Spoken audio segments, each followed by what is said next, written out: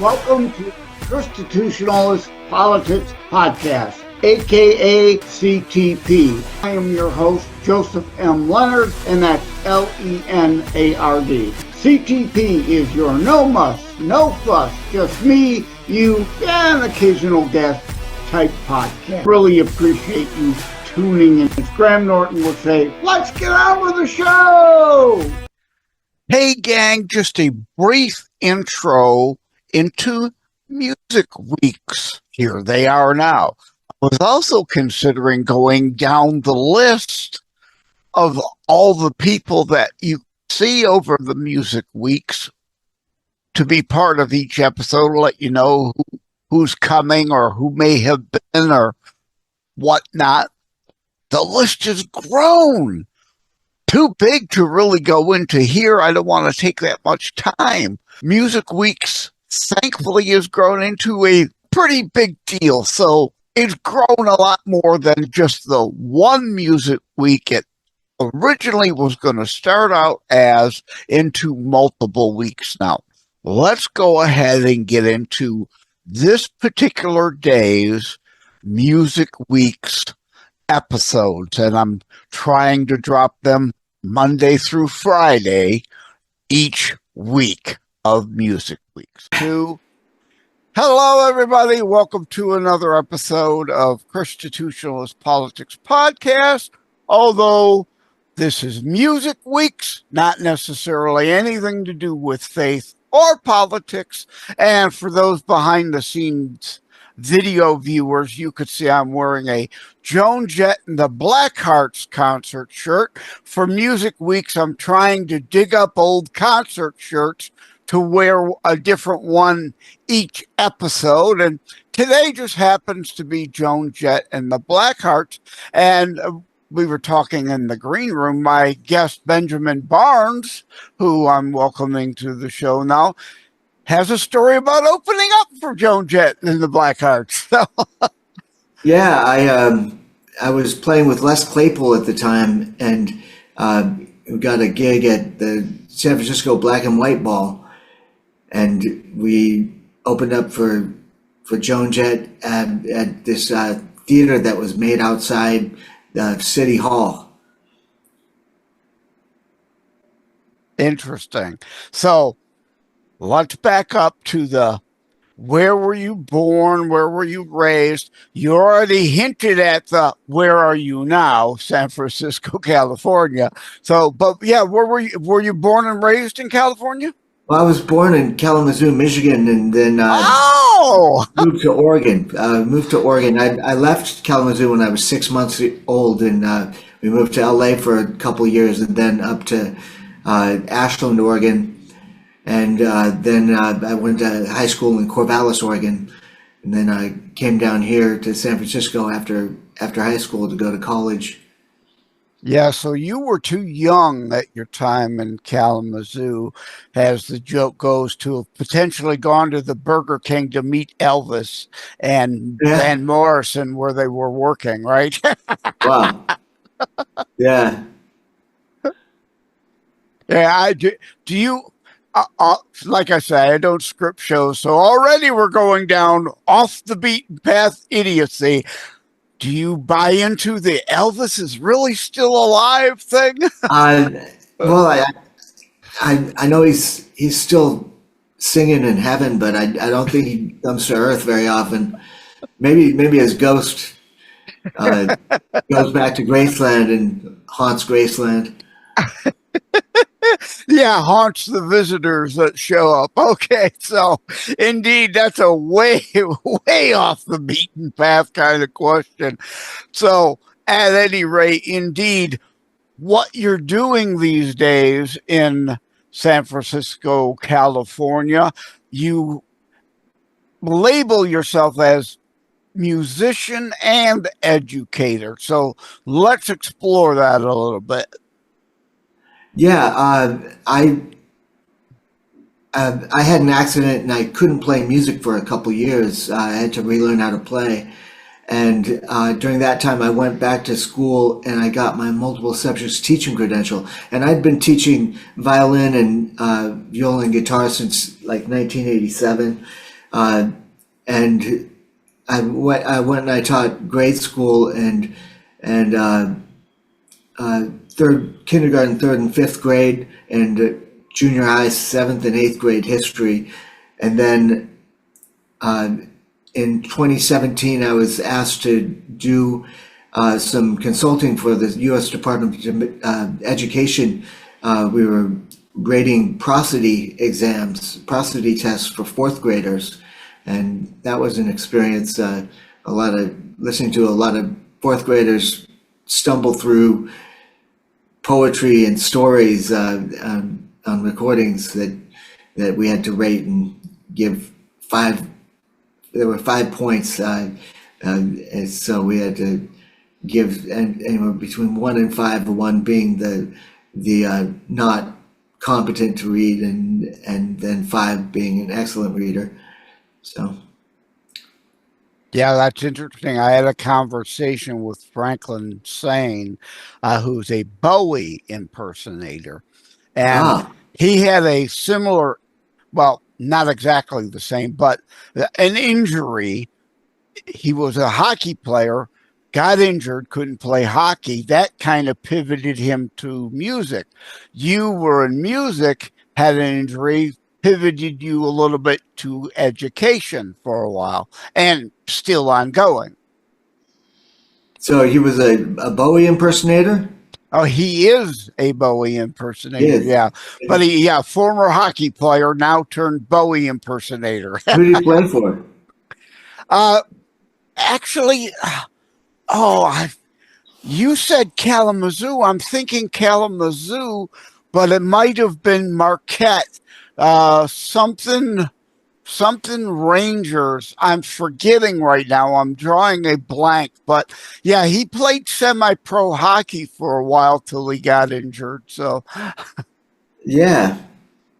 But what was the injury? He didn't say. I didn't ask you. Wasn't necessarily completely relevant to the conversation. Just that it happened. Oh yeah. If you care to share, you don't have to. How indeed did you get injured? Was it during a gig or completely unrelated? Or it was completely unrelated. I was in an impact and it shattered my skull, and my skull had to be rebuilt, and over about maybe 15 surgeries to put my head back together. Boy.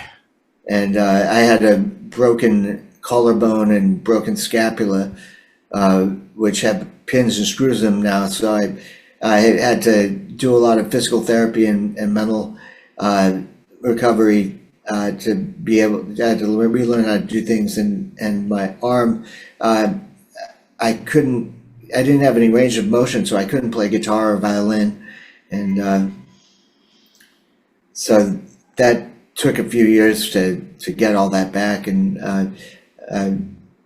now I can play. I can't play as well as I used to, but I can play on a professional level, and I make my living playing music, busking in BART stations and on street corners and playing gigs and teaching. Oh, so kind of like in New York, there's the naked cowboy with the guitar. Yeah. Well, I'm not naked. Yeah. My violin and some backing tracks. I've been busking ever since I was 5. My dad and mom were hippies, and we lived in a blue school bus, and we would go out to just places outside restaurants and stuff, and my dad would have us sing with him, and we'd make some money. People would give money because we were me and my brother were 2 cute kids singing along with our dad. I say a lot about it in my new book, the Loosened Associations Jazz Outer Memorography of Music, Mischief, and Madness. that I just published this year, and it's available on Amazon. Sorry, I'm just doing a little plug. Oh, hey, nope. Fully expected. Yeah. Now, as for your music, can people still hire you for a gig? Yeah. I play weddings and funerals, and I play concerts. I won a $20,000 grant in 2023 to put on a concert from the San Francisco Arts Commission, and I spent $23,000 on the concert, but I did get the grant money. So it was a losing money ordeal there, but yeah, good exposure, I would imagine. Yeah. I get to put supported by the San Francisco Arts Commission on all my YouTube videos, and it's a nice thing to say to get some, and I charge a little bit more too for playing weddings and funerals and corporate gigs. And I've got a business called The Strolling Violinist, and we have all the social media, Instagram and Facebook and TikTok, and also Google business page and a website, things like that. Yeah, I normally would wait till the end of where can people reach out, what is your website, but since you already mentioned it, what indeed is the website? Yeah. Are you thinking about playing some music? Today? Yeah. No, I wasn't planning on it, but just a discussion with you, how you are, what you do, all things related to music and entertainment this week, but not necessarily expecting anyone to perform. But what is that website?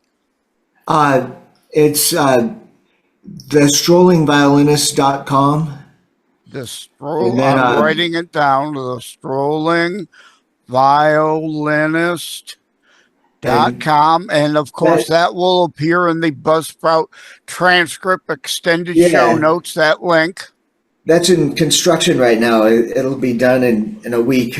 Oh, well, okay. So by the time this airs, it'll be there. That's So let's pivot a little bit to, funny to talk about websites, because I had to reach out to you. You did provide a link to something, and it's returning an error, which you are looking into. Let's talk about your The Coach's Corner. And I did try to look at it, but oops, can't find them. Well, The Coach's Corner, we don't have a website for that. It's a podcast that we are a segment of with The Price of Business. They asked me to do a podcast for artistpreneurs, giving business tips for them. And we have social media for it, a YouTube channel and Instagram and Facebook. And then the podcast was aired every day. My segment hasn't been aired every day, but The Price of Business is a national coast to coast broadcast of a businessman named Kevin Price. He's got a nice show. Yeah, I'm going to pivot back to the injury, because I forgot to mention and ask the question during that segment that we were discussing it. My dad was also a musician, Ted Leonard Jr. and the Polka Kings. They have 3 albums out. Yeah. And there's at terrorstrikes.info/The Polka Kings, a tribute to him on my book page. Nice. But at any rate, I mentioned that to say he fell down the stairs one time. Things were out of way. Thank God didn't completely fracture and crack the skull and need reconstruction like you had to go through, but he had to have that halo thing on for a while to prevent him from moving his head. So my question is, I take it you probably had to have a long time with your head in that metal halo thing to prevent you from moving your head, yes? Did, and there was a hole in my head, so I had to wear a helmet 24/7, a helmet and a big neck brace. So that was kind of a pain in the butt. Not a lot of fun, I would imagine. Yeah, I broke 2 vertebrae too, so that in my neck. Yeah. How are you feeling these days? I feel good. I've made a good recovery from traumatic brain injury, and I've got full range of motion in my arm again.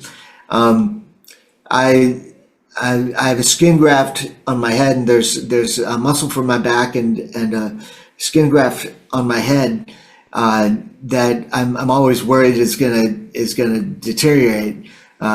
So I've got a little bit of trauma from that. Yeah. The originally they froze what was left of the bone, and they put that back in my skull, and then it opened up. It started weeping. So then they had to do a microsurgery where they took the lateralis muscle from my back and skin graft from my leg and put it over the spot that wouldn't heal, and got some tissue under there, so it finally stopped bleeding, and that was a big long ordeal. I was just going to say, clearly you had a long ordeal of not a lot of fun time. And for the benefit of audio or the transcript for anyone who's reading, hence probably why you're wearing the hat today, because if people saw it, they might freak out. Yeah. People, it's the scars. When I was teaching kindergarten, I would go in there with bandages on my head because I was still having like lots of surgeries, and the kids were at first scared me. It was my head was swollen, and they thought I looked like a monster. I did look like a monster. And you could have started a remake of Beauty and the Beast, huh? Yeah. Then I would show them my head, and then all they'd want to do is just see my head, the scars and the bandages and the stitches and the staples, and yeah, it kind of turned into a cool, look at that kind of thing, huh? Yeah. Well, let's pivot again back to the book, because you have a word in the email I have here that generally isn't associated with a book. You called it an automemoirography. Yeah. It's I put autobiography and memoirs together. And a memoir is normally autobiographical, but obviously this show name is a word I invented. So you can obviously, Constitutionalist Politics Podcast, Constitutionalist, Christian-based U.S. Constitution, our Judeo-Christian foundations. But anyway, not here to talk about faith. We're here to talk about music today. But so, you could see I love wordplay and inventing words. So when I saw automemoirography, that alone was enough to say, okay, I want to talk to this guy. Hold the book up again for those, the benefit on the behind the screens. And for audio and the transcript, it is Lucent Associations Jazz, automemoirography of music, mischief, and madness. I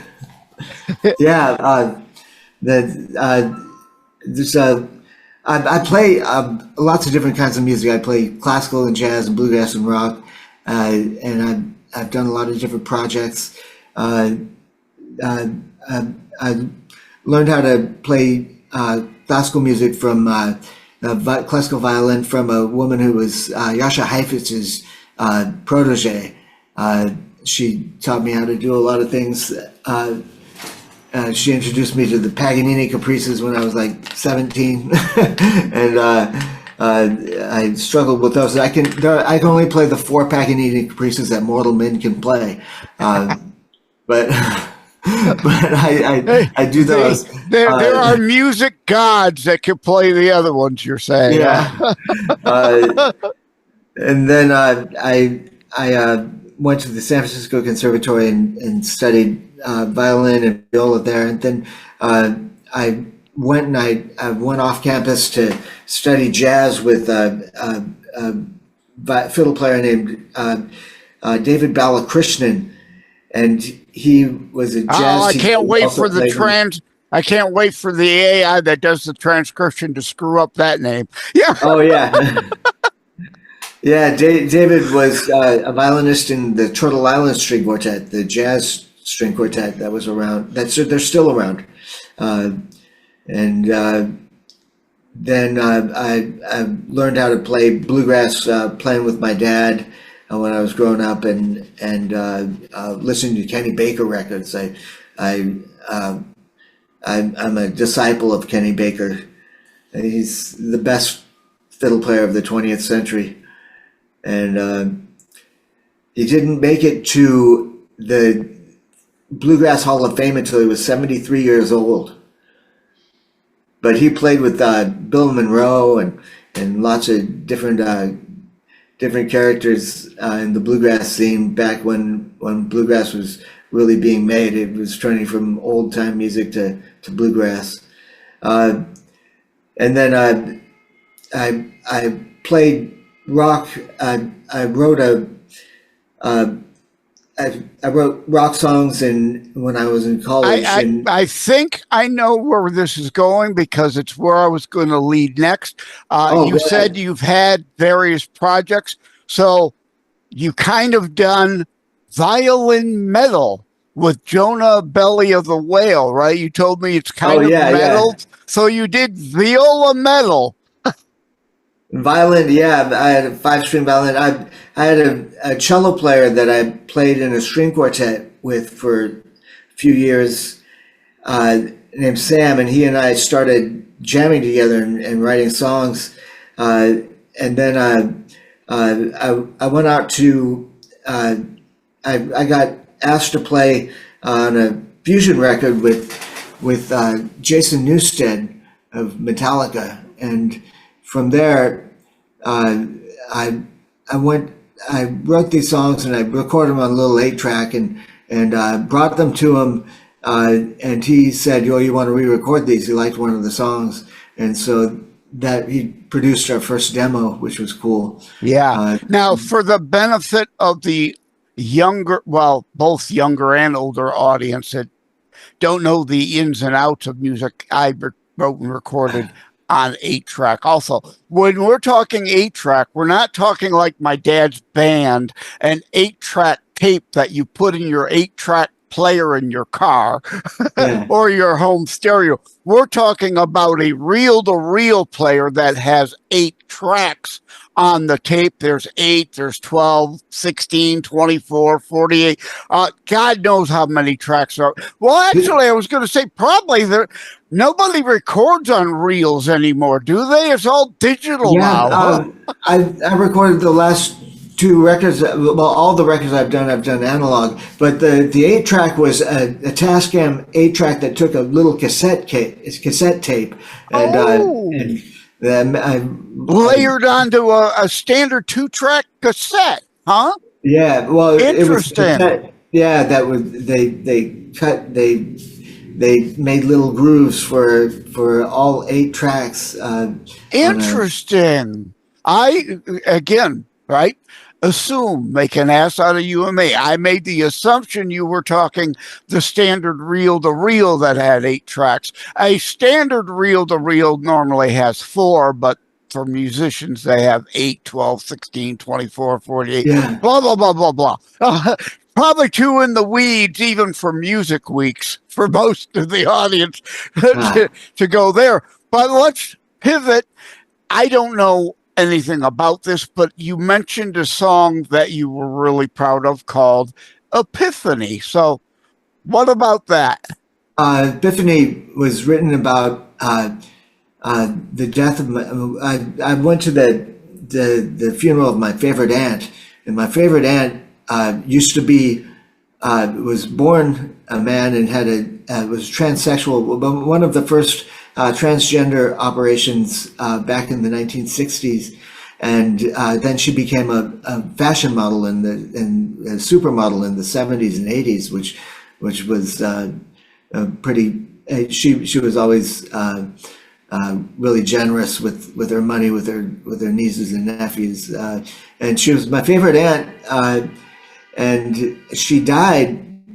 She committed suicide, and at the funeral, this song came to me as I was sitting in the pews, and it's called Epiphany. And she was a devout follower of Jesus, which I really brought into the song. One of the lines is find someone that some call Jesus. If you're feeling sad, just call his name. And so that all the lyrics to that came to me in the melody when I was in the funeral. So it's got a lot of I can't remember the name of the word right now. A lot of memories when I play that song. So. Oh, I can imagine. Yeah. So it has very deep reminiscent. There we go. Yeah. Now I got Little River Band reminiscing in my head, but that's another whole story right there. But and normally I wouldn't dig into this, but I'm a suicide attempt survivor myself. So I understand times of struggle and issues. And so obviously your favorite aunt was struggling and indeed took own life. Normally I wouldn't go here, but since you kind of brought it up, I just want to clarify or deal in fact here. Was she born the rare cases of the hermaphrodite where she had both sex organs and opted then for elimination to keep just the female organs, or indeed was born a male with male chromosomes and decided to transition? Yeah, she was born a male, and it's she has a really interesting story becoming a supermodel, and then ended up committing suicide. I'm actually I hurt my head by jumping in front of a train, so that's all that's in the memoirography, what was going through my head and things like that. Interesting, very interesting. So just it'll be meant. Whoops, I dropped my pen. We've mentioned it a few times, but I'm going to mention it again just so, they say try to mention things 3, 4, 5 times to get things to sink into people's heads. So indeed, the automemoirography is Lucent Associations Jazz, automemoirography, I can barely say that word, of music, mischief, and madness. And so the book obviously goes into a whole lot beyond just the music. Yeah.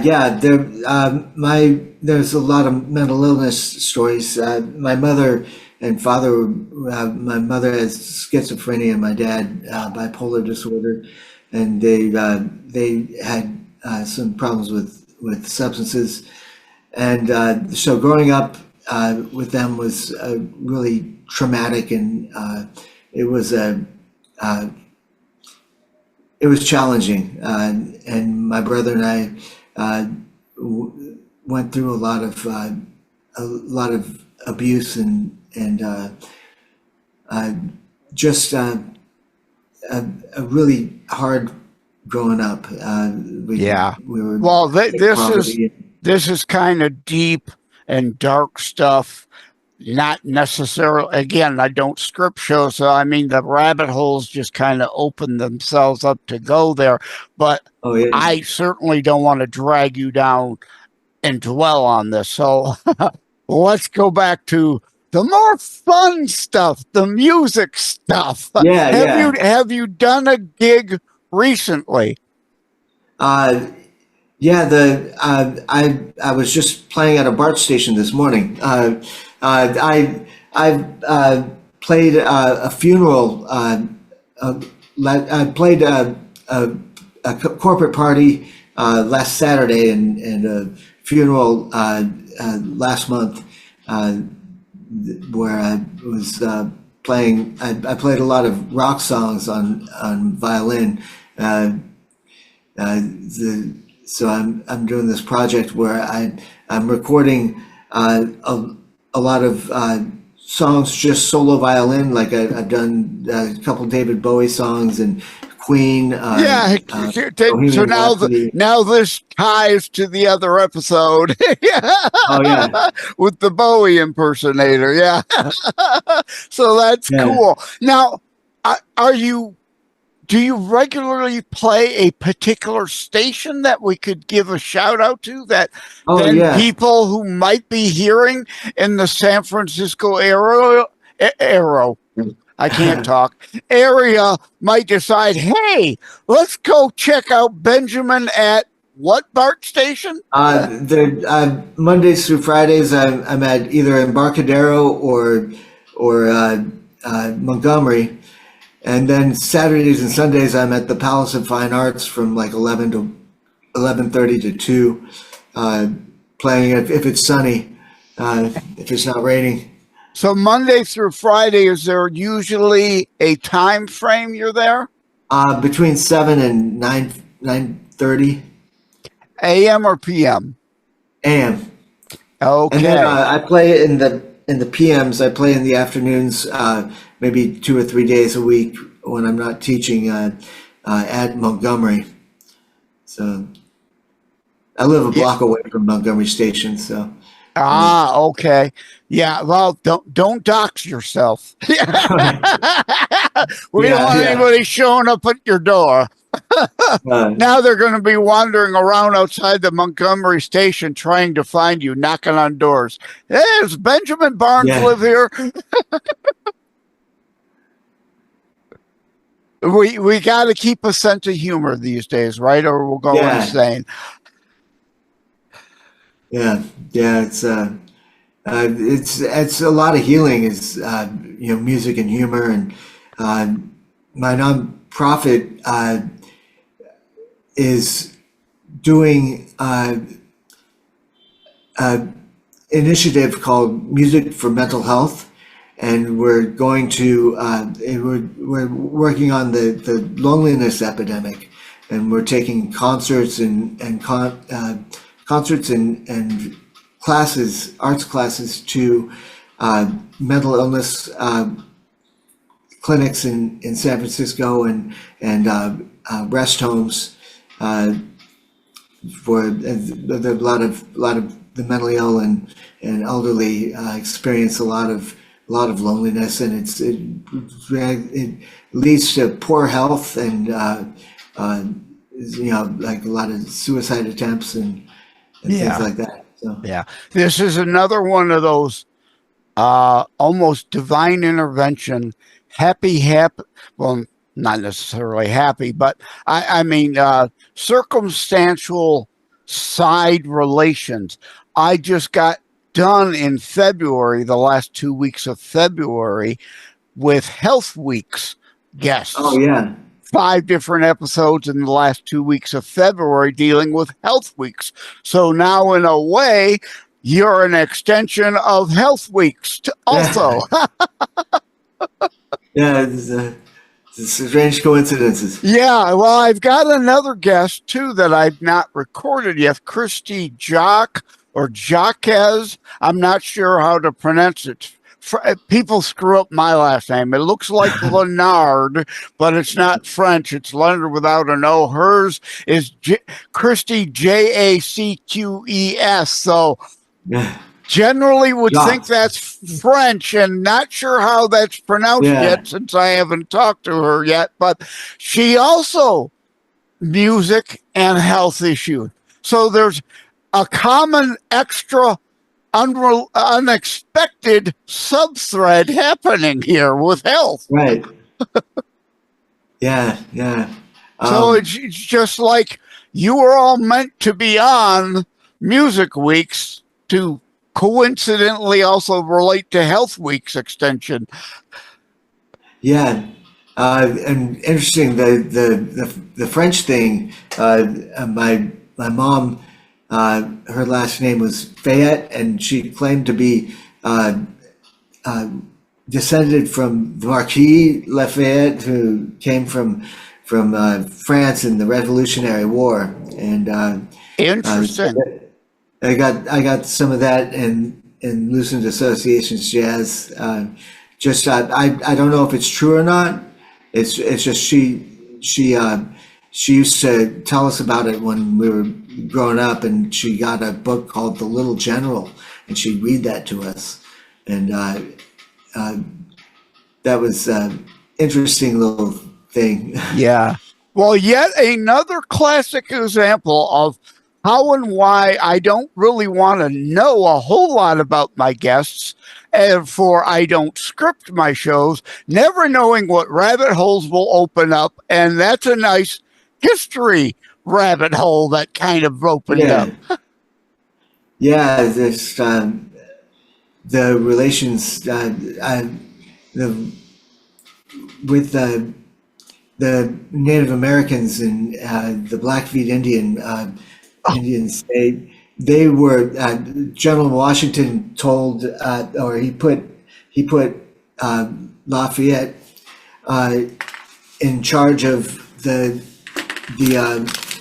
Indians that were fighting on the revolutionary side, and so. And that's a whole lot of history people don't know because it's not taught in schools. And in another weird connection, my now ex-wife was part descendant from Blackfeet heritage. So these are all weird, wonderful coincidences as we're talking. Yeah. My mom's, she was Filipino and French and Chinese and Blackfeet Indian. So, quite a blend there, huh? Yeah. She was a beautiful woman. A lot of mixed features, which gave her probably a very own and very unique look herself. Then, I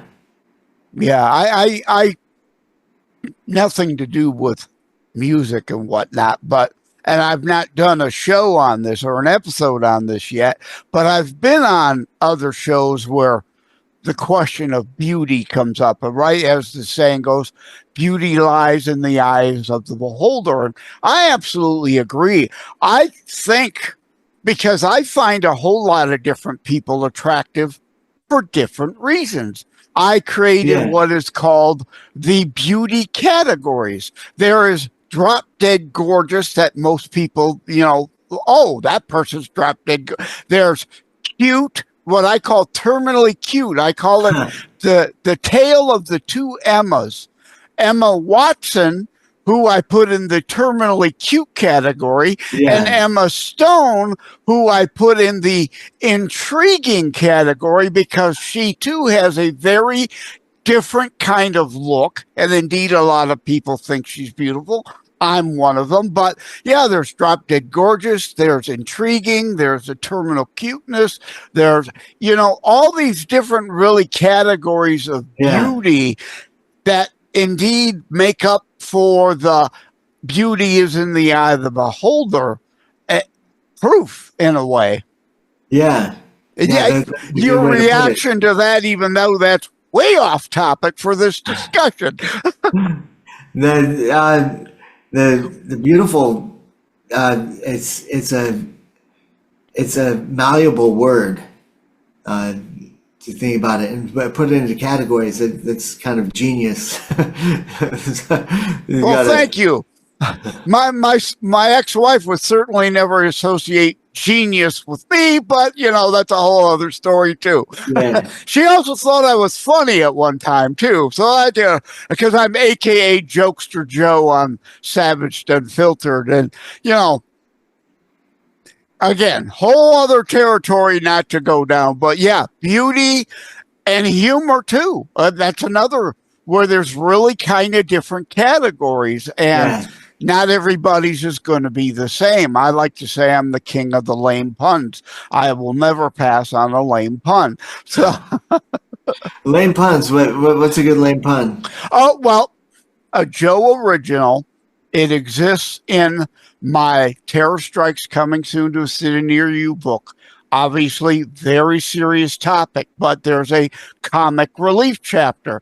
I like to say, even as a suicide attempt survivor, look, things are way too serious and we get caught up in the seriousness too much at times. We got to keep a sense of humor. So a Joe original joke is, to be or not to be is truly the question. Because if it's to be, I got bingo. Exactamundo. Yeah. An example of a Jokester Joe lame pun, Joe original joke there, a Shakespeare joke. But again, whether somebody laughs at that or not isn't necessarily the important point. Even if they cringe, getting a response from them and a way of getting out of the seriousness of what's going on in their head can be a valuable thing. And to bring it back to music, while you're here, music is indeed the same thing. It can be an escape from the serious reality of whatever's going on at our time. Yeah, it can focus you on different aspects of your life than the hard times that you may be having. And there are a lot of therapeutic things for music that bring original or unique qualities to people's recovery. And also it's great for memory care for the elderly. And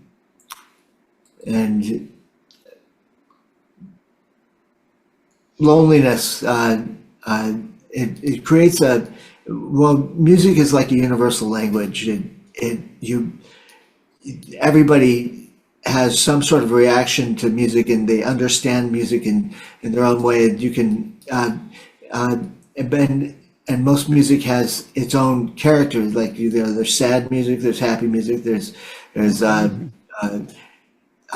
angry music. There's so that and all kind of have a place to distractions or an outlet for what mood you're in, so that indeed we're not running around breaking things. Yeah. It's okay. Well, I think we've kind of come full circle, and before my OCD ADHD brain takes us down some other weird rabbit hole, let's wrap it up, because we've indeed music weeks, music weeks and health weeks again together. And it was like almost divine intervention that I almost grabbed a KISS shirt, but I decided Joan Jett and the Blackhearts. And it's like a divine intervention, because that brought a story out of you, out of opening for them. Oh, yeah. So it's like that can't be coincidental to me. Yeah, God has a way of putting things in order of priorities when we're doing things like putting on shirts and stuff. It just subliminally guides us. Yep. Okay, so to find you, the best place is thestrollingviolinist.com. And again, this show is heard on 20 plus audio platforms, 5 video platforms, and transcripts can exist at any of those sites. But the best transcript is via Buzzsprout, where my show is housed and uploaded to the episodes. The transcript there is a far more extended than just what you and I have said during the episode. In that Buzzsprout transcript, they'll be able to find the extended show notes, including related links, which will, of course, include a link, a display of the strollingviolinist.com. And since we kind of linked related to Health Weeks, I'll put links to all the Health Week shows. I spoke with a rapper as part of Health Weeks because DPB has got a song out about peer pressure. That's a mental health issue. So it is just amazing how, like you said, God works in mysterious ways. These can't be coincidences. They're all kind of just confluences coming together with some help from above, I think. Yeah. All right. Well, thank you, Benjamin Barnes. I haven't said your name enough during the episode for joining us. Thanks for having me. I appreciate you taking the time. Take care. God bless. Yeah. Thank you. Thank you for having tuned in for Constitutionalist Politics Show. If you haven't already, please check out my primary internationally available book, Terror Strikes, coming soon to a city near you. Available anywhere books are sold. If you have locally run bookstores still near you, they can order it for you. And let me remind, over time, the fancy high production items will come. But for now, for starters, it's just you as a very appreciated listener by me. All substance, no fluff, just straight to key discussion points. A show that looks at a variety of topics, mostly politics, through a Christian U.S. constitutionalist lens. So again, thank you from the bottom of my heart. Take care. God bless. Like and subscribe to Constitutionalist Politics Podcast and share episodes. We need your help.